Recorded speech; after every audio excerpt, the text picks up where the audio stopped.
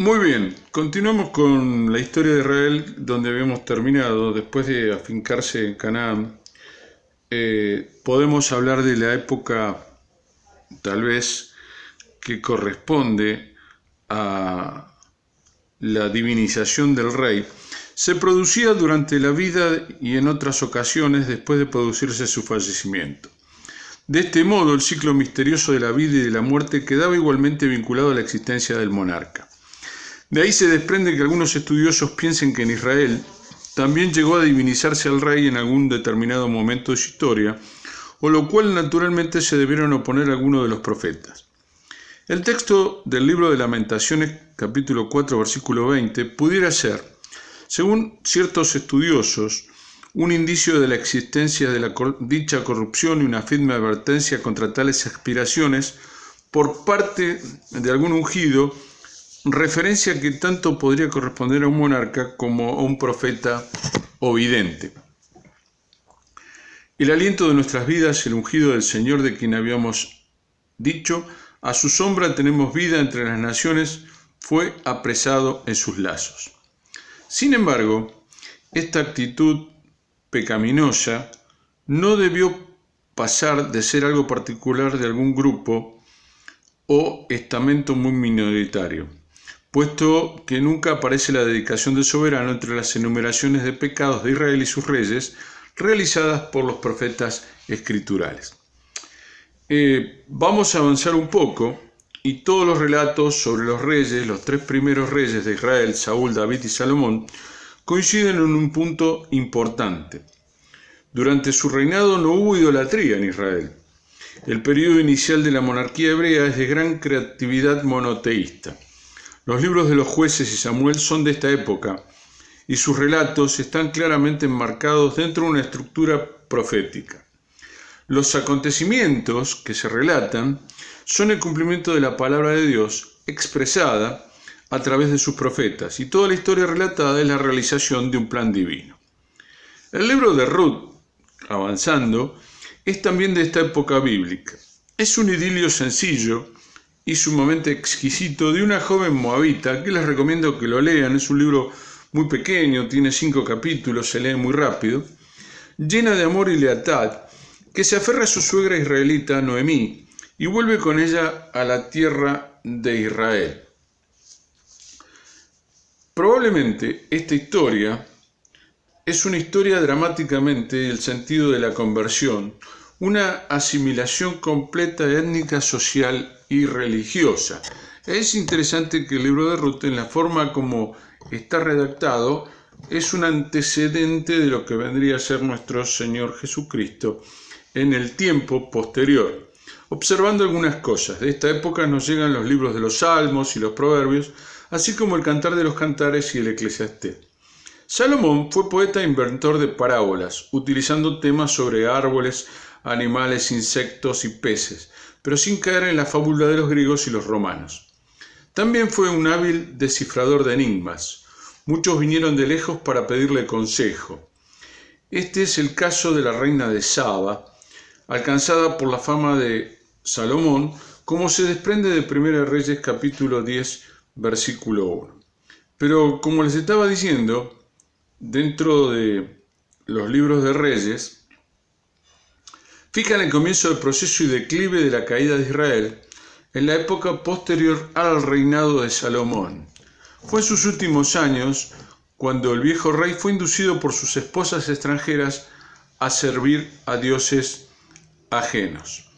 Ahí que nosotros tenemos que a causa de este pecado el reino fue dividido después de su muerte durante el reinado de su hijo Roboam, quien no escuchó el consejo de los ancianos del pueblo respecto a no agravar con más impuestos a Israel, sino que siguió el consejo de los jóvenes, aumentando los gravámenes, lo cual produjo y provocó la infortunada división del reino en los estados del norte y del sur. Si nosotros avanzamos con todo esto, podemos llegar al tiempo después de los reyes, en el tiempo de, tal vez, de Jeroboam, hijo de Joás, que surgió lo que habitualmente denominaríamos la profecía clásica. Comenzamos con el surgimiento de lo que aconteció simultáneamente en los reinos del norte y el reino del sur. Recuerden que a partir de ahora los reinos están divididos, tenemos el reino del norte y el reino del sur. Los primeros profetas representantes fueron Amós en el reino del norte, Judá, y Oseas en el reino del norte, y su último portavoz fue Malaquías, con quien culmina el canon del Antiguo Testamento, el último libro. Estamos en el periodo de los profetas, y los profetas abarcan un periodo aproximado de 300 años, entre el año 750 y el 430 a.C. Durante este tiempo ocurrieron los acontecimientos más decisivos de lo que llamaríamos la época de los monarcas o de los reyes. Los profetas fueron quienes anunciaron la caída de los dos reinos, quienes consolaron y reconfortaron a los exiliados en Babilonia y animaron la inmensa empresa de la restauración. Los profetas padecieron y hasta murieron por realizar la voluntad de Dios. La razón les veneró hasta el punto de poner sus palabras al lado del antiguo sagrado de la Torá, o sea, el Pentateuco, los 5 primeros libros. El surgimiento de la profecía es coincidente con la realidad de la ruina política, religiosa y social de los dos reinos y sus constantes devastadoras guerras. Mientras tanto, el pueblo se iba empobreciendo, unos pocos formaban parte de la nobleza laica con el clero alto y se iban enriqueciendo gracias precisamente a la calamidad nacional. En aquellos años, muchos se vieron obligados a vender sus casas y sus tierras. Así se formó un gran contingente de pobres sin tierra. Se produjeron grandes diferencias sociales. De un lado, una masa de indigentes sin propiedad, de otro, un estrecho círculo de enriquecidos, y además se produjeron grandes desgracias naturales. El texto de Amós, capítulo 4, versículos 6 al 11, que les recomiendo que los lean en sus casas, dice en la primera parte: os hice estar a diente limpio en todas vuestras ciudades, y hubo falta de pan en todos vuestros pueblos, mas no os volvisteis a mí, dice el Señor. Estoy leyendo una parte, les sugiero que ustedes lean el resto en sus casas. Pero la mayor desgracia fue la desintegración social resultante del abismo entre las clases sociales. Como hemos dicho, por una parte, una masa profundamente empobrecida y por la otra, una clase superior rica y disoluta. La decadencia afectó tanto a Israel como a Judá. Mientras tanto, los profetas fueron apóstoles en el sentido más estricto del término, es decir, enviados como anteriormente lo habían sido los jueces. Lo más sorprendente de la profecía fue la independencia de los profetas. No fueron adivinadores a sueldo ni videntes al servicio de la corte, sino hombres libres respecto de todo valor material. Los profetas fueron portavoces de la religión popular frente a los abusos de los sacerdotes, es decir, de los constituyentes de una religión organizada templocentrista, basada en el templo de Jerusalén. Los profetas, como es natural, se produjo una radical ruptura entre la profecía y la religión organizada. Posiblemente el texto de Oseas capítulo 6, que se los recomiendo que lo lean en sus casas, sea el exponente más claro al respecto. Dice Oseas: porque misericordia quiero y no sacrificio, y conocimiento de Dios más que holocaustos. Esta brecha ideológica produjo una gran tensión. Diatribas de los profetas resultaban exageradas y peligrosas para el statu quo social. El rey, con los hombres enriquecidos y sus funcionarios a sueldo, procedieron en varias ocasiones a perseguir a los profetas, y ustedes tienen relato en Primera de Reyes la persecución de Acab a Elías. Pero estos enseñaron que el Dios único y soberano solo le había dado a conocer a Israel, y las otras naciones solamente adoraban a dioses de piedra y de madera. Sin embargo, los profetas enseñaron que la tierra era santa, Israel, mientras que las demás tierras eran impuras. Pero esto obligaba al pueblo de Dios a vivir en santidad. Por eso Dios no culparía a las naciones por su idolatría, fruto de su ignorancia supersticiosa, sino fundamentalmente por sus pecados morales. Podemos afirmar, sin temor a equivocarnos, que los profetas primó la ética frente a la estética. De ahí que a veces parezca que estos repudian el culto. Esta es la palabra que el Señor da por medio del profeta Amós. Amós capítulo 5, versículo 21 al 24 dice lo siguiente: Aborrecí, abominé vuestras solemnidades y no me complaceré en vuestras asambleas. Y si me ofreciereis vuestros holocaustos y vuestras ofrendas, no los recibiré, ni miraré a las ofrendas de paz de vuestros animales engordados. Quita de mí la multitud de tus cantares, pues no escucharé la salmodia de tus instrumentos. Pero corre el juicio como las aguas y la justicia como impetuoso arroyo. En términos semejantes nos llega la palabra de Dios a través del texto del profeta Isaías, dirigida a los príncipes y el pueblo de Judá. Y esto lo podemos ver en Isaías capítulo 1, versículo 10 al 20, que les leo solamente una primera parte. Príncipes de Sodoma, oíd la palabra del Señor y escuchad la ley de nuestro Dios. Pueblo de Gomorra, ¿para qué me sirve, dice el Señor, la multitud de vuestros sacrificios? Hastiado estoy de holocaustos de carneros y de cebo de animales gordos. No quiero sangre de bueyes, ni de ovejas, ni de machos cabríos. ¿Quién demanda esto de vuestras manos, cuando venís a presentaros delante de mí para hollar mis atrios? No me traigáis más ofrenda, vana, el incienso me es abominación.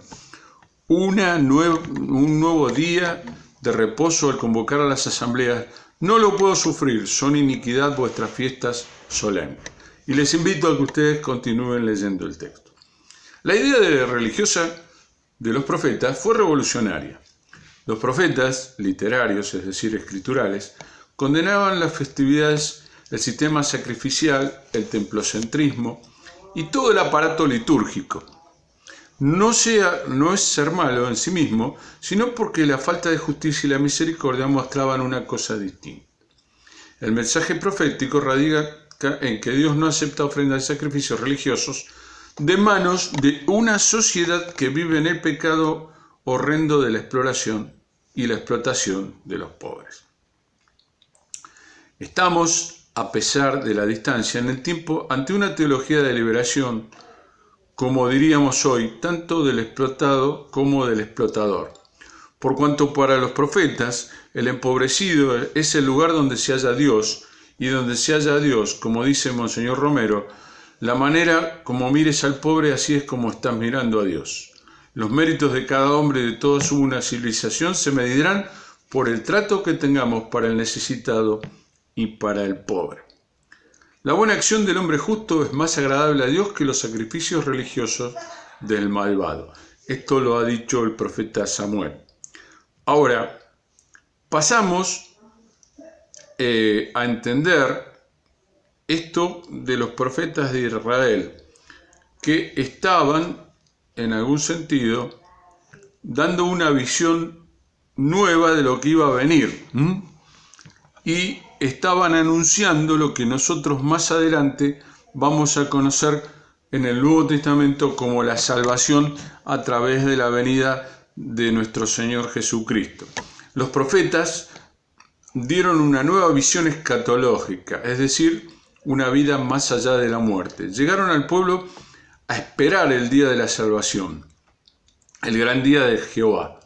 La aflicción no cesaría hasta que Israel se arrepintiera de sus pecados, como lo vimos en Amós capítulo 4 de 6 a 2.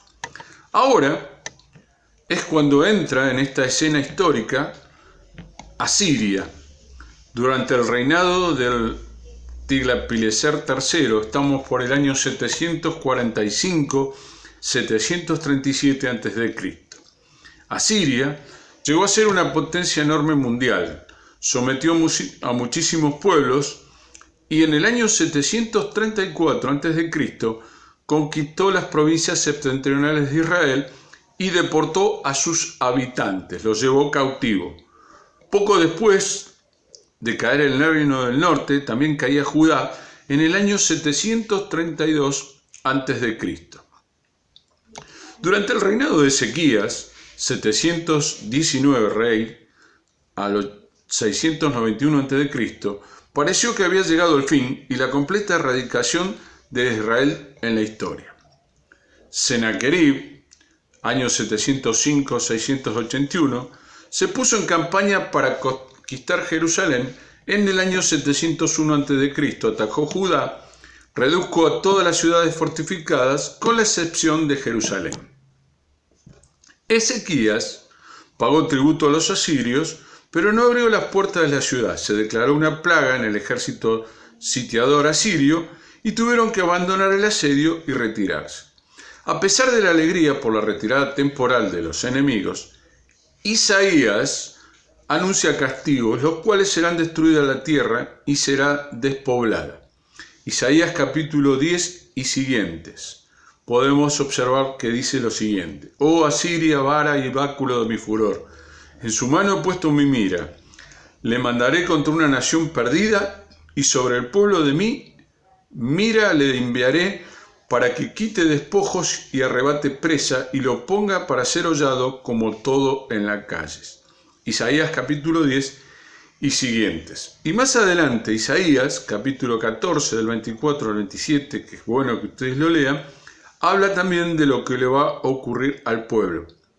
El profeta Isaías proclama el final del paganismo en varios textos. En primer lugar, en Isaías 31:7 dice: Porque en aquel día arrojará el hombre sus ídolos de plata y sus ídolos de oro, que para vosotros han hecho vuestras manos pecadoras.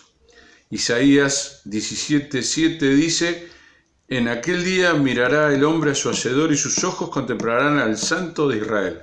Son todos textos que anuncian la llegada de Jesucristo. El capítulo 27, versículo 13 también. El capítulo 11, versículo 1, el famoso texto que nosotros lo solemos leer para Navidad, que dice: Saldrá una vara del tronco de Isaí y un vástago retoñará de sus raíces. La visión de Isaías sobre el fin del paganismo está vinculada a la esperanza de la paz universal. Y esto anuncia lo que podríamos llamar la venida de nuestro Señor Jesucristo. Ahora, esto lo tenemos que considerar como un anticipo de lo que va a figurar en el Nuevo Testamento. Podemos ver, después de esto, que los profetas proclaman que al final de los tiempos Dios se dará a conocer ante todas las naciones, pueblos y tribus, tal como se hizo presente ante Israel. Esto se desprende claramente del intenso diálogo que Dios mantiene con Israel y que nos llega de la pluma del profeta Isaías, en el cual resulta evidente que el Mesías Jesús va a encarnar al Dios de Israel y al Israel de Dios. Dice Isaías 49:6. Este texto que les voy a leer, sería bueno que ustedes lo vean. ¿Por qué? Porque el texto de Isaías se divide en dos partes. De Isaías capítulo 1, Isaías capítulo 40, y de Isaías capítulo 40 a 66 es la segunda parte. Los capítulos 40 hasta el capítulo 45 se llaman los poemas del siervo sufriente, que nos muestran cómo Isaías presenta la venida del Señor Jesucristo. Isaías 49:6, por ejemplo, dice: Poco es para mí que tú seas mi siervo para levantar las tribus de Jacob y para que restaures el remanente de Israel.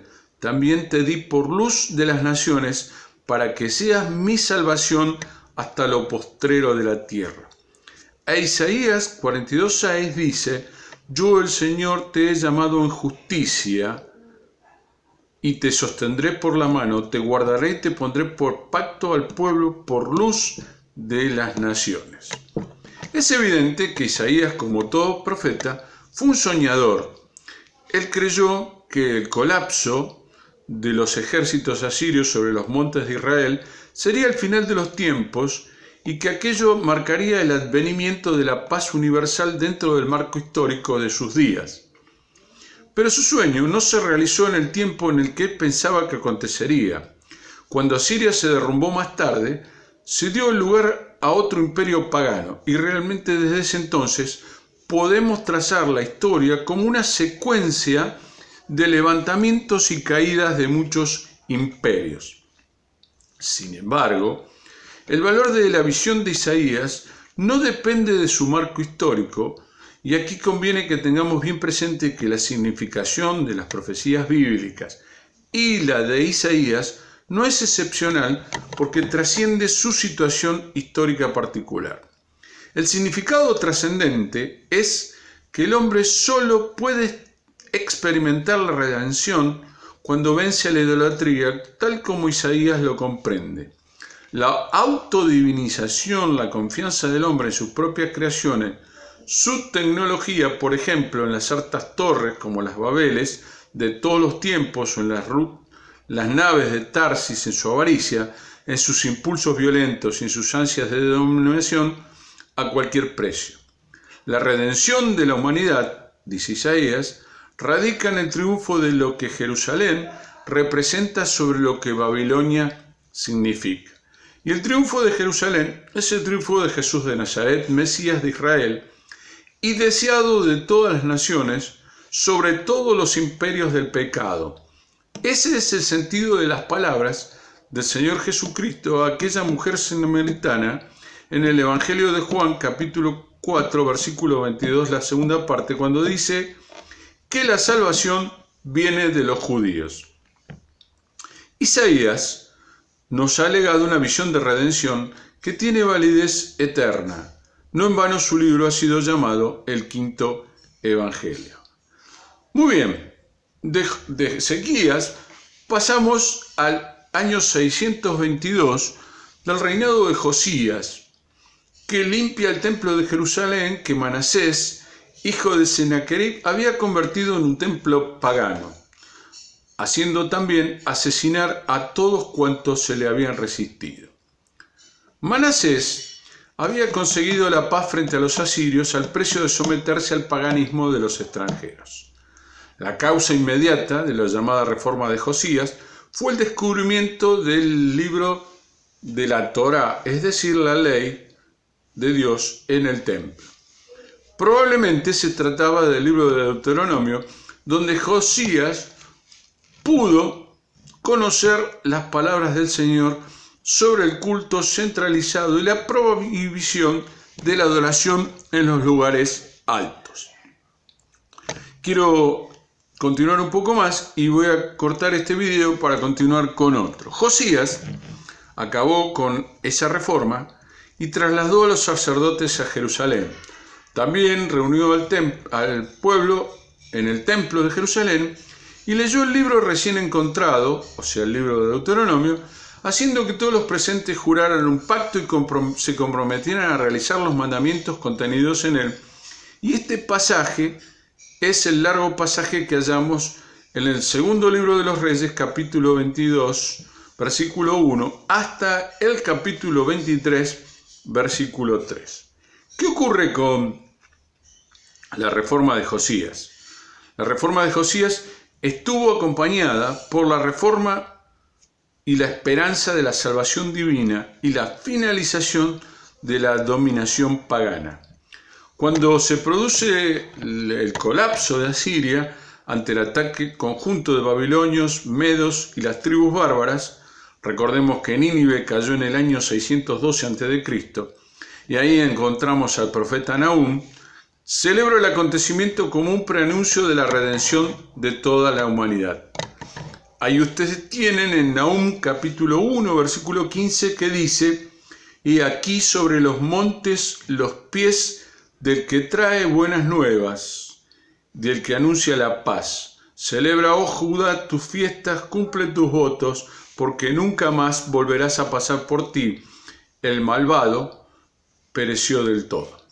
Sin embargo, un nuevo imperio ocupó el lugar de Asiria. Josías, el rey justo, había muerto en el año 609 en un encuentro con el faraón Necao, cuando éste marchaba contra el rey de Babilonia. Los demás hechos de Josías y todo lo que hizo, ¿no está todo escrito en el libro de las crónicas de los reyes de Judá? En aquellos días, el faraón Necao, rey de Egipto, subió contra el rey de Asiria al río Éufrates y salió contra el rey Josías, pero aquel, así que le vio, lo mató en Meguido, y sus siervos lo pusieron en un carro y lo trajeron muerto a Meguido, a Jerusalén, y lo sepultaron en un sepulcro. Entonces el pueblo de la tierra tomó a Joacás, hijo de Josías, y lo ungieron y lo pusieron por rey en lugar de su padre. Vemos en esta época que surgen los cultos paganos, quizás porque no todos se habían convertido con todo el corazón y con toda el alma. Los restos de la adoración idolátrica vuelven a ser acto de presencia, especialmente en el culto a la Reina del Cielo. La descripción que se nos da en estos textos, en las Sagradas Escrituras, nos hacen pensar en la fuerte mariolatría de España y otras tierras bajo la influencia del sistema romano papista. Sin embargo, la palabra que nos ha hablado en el nombre del Señor no la oiremos de ti, sino que ciertamente pondremos por obra toda palabra que ha salido de nuestra boca para ofrecer incienso a la Reina del Cielo, derramando libaciones como hemos hecho nosotros y nuestros padres, nuestros reyes y nuestros príncipes en las ciudades de Judá y en las plazas de Jerusalén. Y tuvimos abundancia de pan y estuvimos alegres y no vimos mal alguno. Esto le invito a que lean al profeta Jeremías, capítulo 47, versículos 19 y versículo 25 en sus casas. El juicio de Dios no se deja esperar. En Jeremías 44, 27 y 29 dice: «He aquí yo velo sobre ellos para mal y no para bien, y todos los hombres de Judá que están en la tierra de Egipto serán consumidos a espada, y de hambre hasta que perezcan del todo, y todos tendréis por señal, dice el Señor, de que en este lugar os castigo para que sepáis que de cierto permanecerán mis palabras para mal de vosotros». Vemos la descripción que hace Jeremías de la sociedad en la que vive, ¿sí? Y entonces Jeremías nos da en esta reacción, pide cuentas exigiéndole que justifiquen sus palabras cuando éste proclama un mensaje que no quiere recibir los corazones del pueblo de Dios. Es una experiencia muy dolorosa, pero tristemente vivida por todo vocero de Dios en el curso de los tiempos. La profecía de Jeremías es piedra de tropiezo, al igual que escandalizan las palabras de nuestro Señor Jesucristo. De hecho, este será uno de los argumentos tergiversados que se emplearán con Jesús en la farsa de su juicio. Dice Jesús, Mateo 12:6, «Pues os digo que uno mayor que el templo está aquí». Realmente, este es un tiempo donde Jeremías está profetizando incluso contra Joacim, rey, en el año 608-598, que el rey de Babilonia va a venir y va a destruir el país. Y Joacim trata de matar a Jeremías y a su secretario Baruch, pero estos consiguen escapar. Entonces se produce una revuelta nacional y es Nabucodonosor que sitia Jerusalén en el año 597 y asume el trono y se somete y abre la ciudad. Nabucodonosor se lleva los tesoros del templo y del palacio, deporta al rey y varios miles de personas, todas ellas pertenecientes a la clase de la alta sociedad. Estamos en el libro de profeta Jeremías. Y es Jeremías que escribe una epístola a los deportados a Babilonia, en las que le advierte que su exilio será largo. Es un extenso texto que cubre el capítulo 29 del libro de Jeremías. Así que, luego de esto, en el año 588, al noveno reinado de su reinado, el rey Sedequías se rebela y comienza una lucha desesperada. La contienda dura 3 años hasta que el hambre hizo ceder a los defensores. En el año 586 cae la ciudad de Jerusalén. Sedequías, que era el rey, es hecho cautivo, el templo se destruye por el fuego y Judea tiene que emprender el camino del exilio. Jeremías sabía que mientras no hubiera arrepentimiento sería inútil resistir. De hecho, Nabucodonosor solo fue el brazo ejecutor de la voluntad de Dios, a quien el Señor llama mi siervo, es decir, el instrumento de castigo divino, como hemos visto en Jeremías capítulo 27, versículo 6. Vamos a dejar acá y luego haré otro video para continuar qué va a pasar luego del cautiverio.